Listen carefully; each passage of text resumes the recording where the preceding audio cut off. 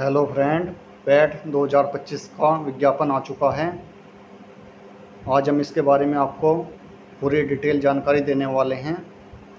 तो जानकारी को करते हैं शुरू।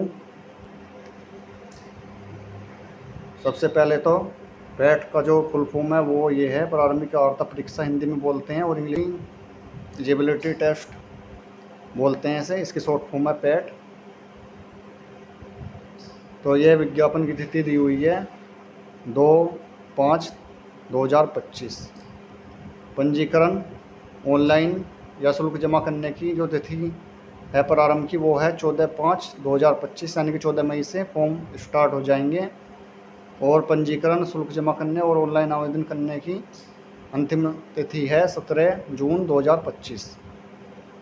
और किसी वजह से किसी का शुल्क जमा नहीं हो पाता है या संशोधन करना है अपने आवेदन पत्र में, तो उसकी अंतिम तिथि है 24/6/2025। ये इसके बारे में डिटेल जानकारी दी गई है नीचे, इसे आप पढ़ लेना। ये आवेदन करने के बारे में दिया हुआ है। अभ्यर्थी को सूचित किया जाता है कि प्रारंभिक अर्हता परीक्षा पैट 2025 आयोग की आधिकारिक वेबसाइट, ये वेबसाइट का नाम दिया हुआ है upSSC.gov.in पर ऑनलाइन आवेदन किए जाएंगे तथा आयोग द्वारा कोई भी आवेदन ऑफलाइन स्वीकार नहीं किया जाएगा। साइट के माध्यम से आपको आवेदन करना है। इसके नीचे ये दिया गया है प्रारंभिक अर्हता परीक्षा की अनिवार्यता, क्या क्या इसके लिए अनिवार्य है।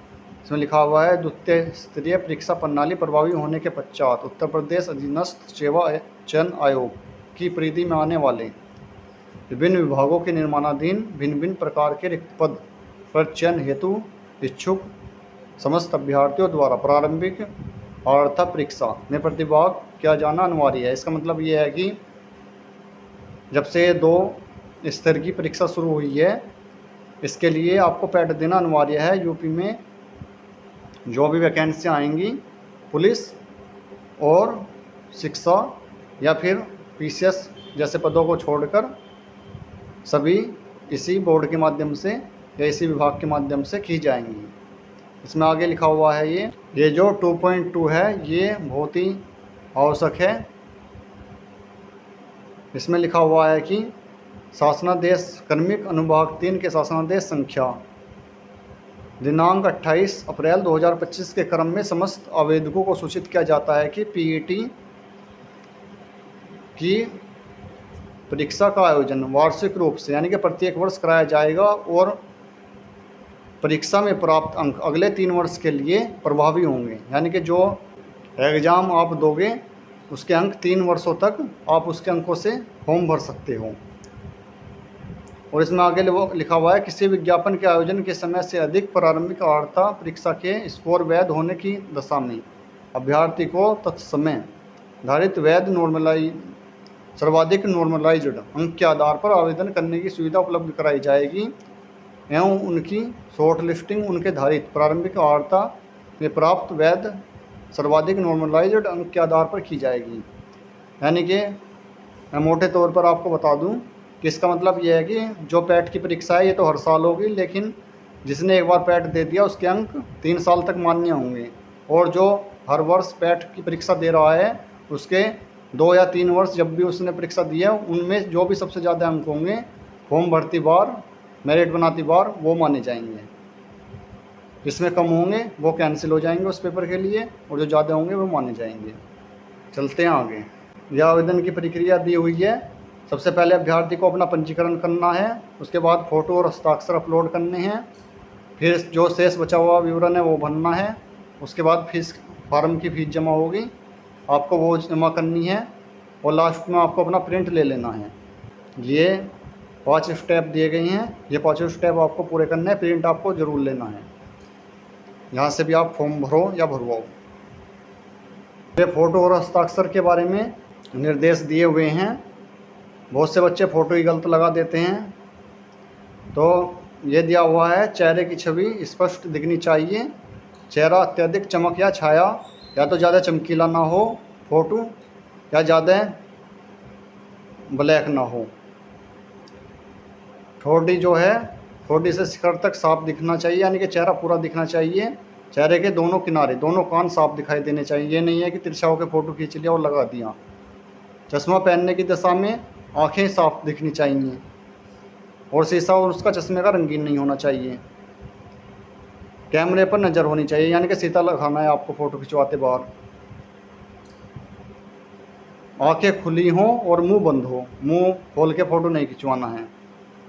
सफ़ेद या हल्के ग्रे रंग की सादी पृष्ठभूमि हो, यानी कि जो बैकग्राउंड है आपकी वो ग्रे या तो सफ़ेद हो या हल्के ग्रे कलर की हो। लाल, काली, नीली, पीली नहीं चलेगी इसमें, नहीं तो आपका आवेदन रिजेक्ट हो जाएगा। ये फ़ोटो का आकार दिया हुआ है 3.5 सेंटीमीटर गुना 4.5 सेंटीमीटर का होना चाहिए।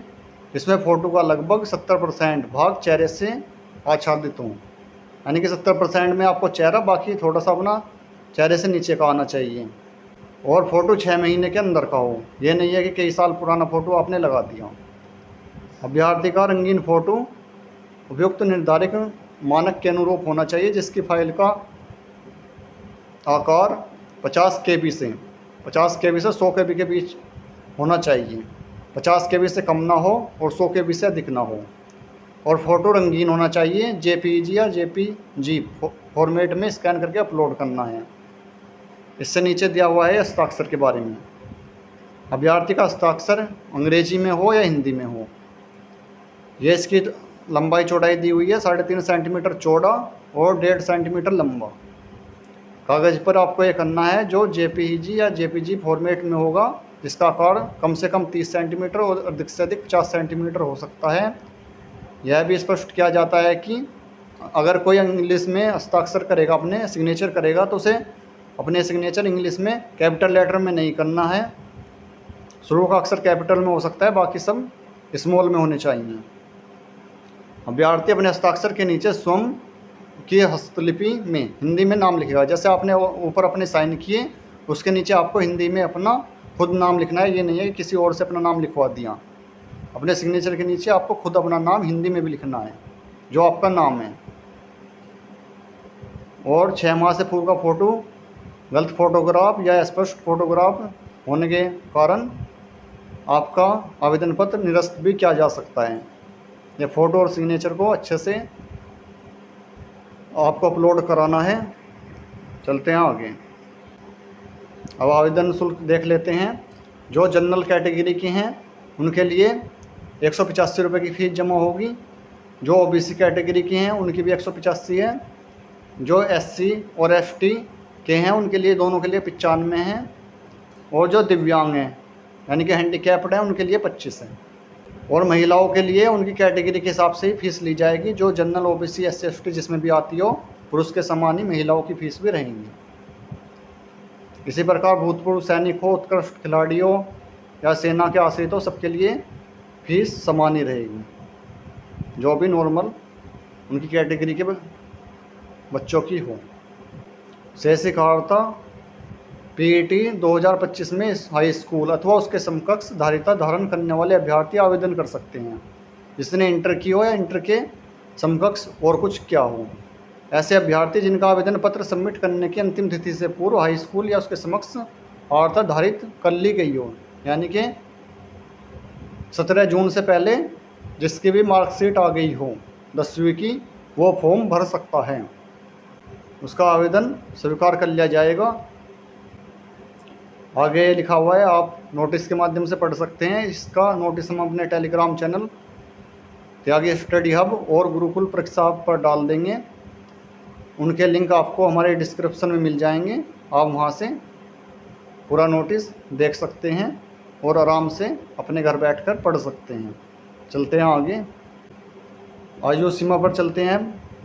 उत्तर प्रदेश में आयोजित PET 2025 में आवेदन करने वाले ऐसे अभ्यर्थी पात्र होंगे जो 1 जुलाई 2025 को, इसमें डेट भी 1 जुलाई 2025 से मांगी है, जिनकी 1 जुलाई 2025 को कम न्यूनतम यानी कि कम से कम 18 वर्ष हो गई हो और 40 वर्ष से अधिक ना हो।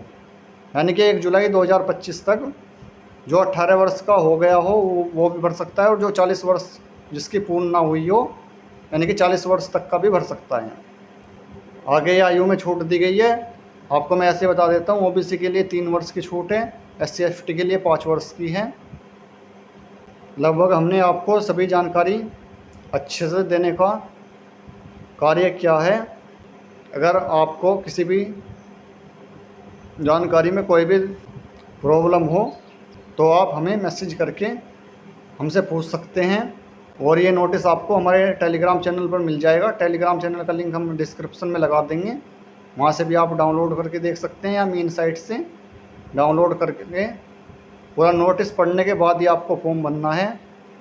जल्दबाजी में फॉर्म ना भरें। अगर एक बार गलती हो गई तो आने वाले जितने भी एग्ज़ाम दोगे सब में इसी पैट के फॉर्म की डिटेल ओपन होंगी, जिनकी भी मेरिट बनेगी ये डिटेल उनमें ऑटोमेटिक आएगी रजिस्ट्रेशन नंबर डालते ही। और आपका सिलेक्शन होने से भी रुक सकता है, क्योंकि सिलेक्शन में आपके डॉक्यूमेंट से आपकी डिटेल मैच की जाएंगी। कोई भी डिटेल अगर मैच होने में प्रॉब्लम आ जाती है तो उसके जिम्मेदार आप स्वयं होंगे, उसके बारे में आयोग कुछ नहीं सुनता। तो अपनी एक एक डिटेल को अच्छे से खुद बैठकर खुद भरो या साइबर कैफ़े से भरवाओ, अपने सामने ही भरवाना है और पूरी सावधानी से, किसी प्रकार की कोई दिक्कत ना हो। इसके सिलेबस की वीडियो हम अलग से बनाएंगे, अच्छे से उसे अलग से डालेंगे। आज की वीडियो में फ़िलहाल इतना ही, मिलते हैं जल्दी इसकी सिलेबस वाली वीडियो में। धन्यवाद दोस्तों।